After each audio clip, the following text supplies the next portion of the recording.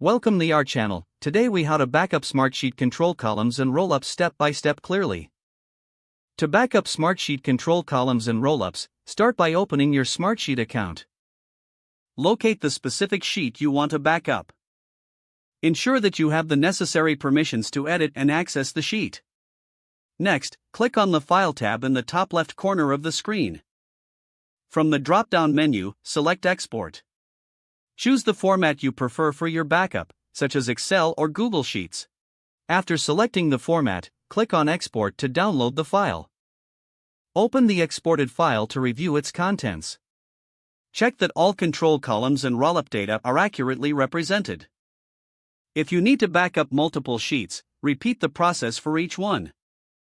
For a more comprehensive backup, consider creating a workspace backup. To do this, go to the workspace in which your sheets are located. Click on the File tab again. Select Export and then choose Workspace as Excel.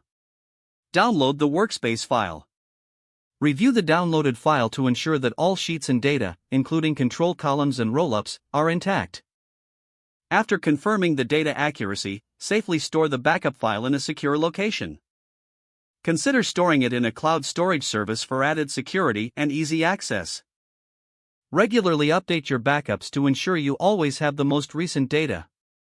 By following these steps, you can effectively backup your Smartsheet control columns and rollups. If the page does not load, refresh the browser or try again in a private or incognito window. Make sure you are using the correct email address, then retype it carefully to avoid small typos.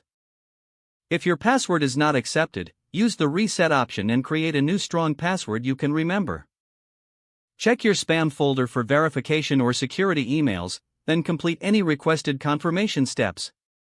Enable two-factor authentication if available to improve account security and reduce unauthorized access risk.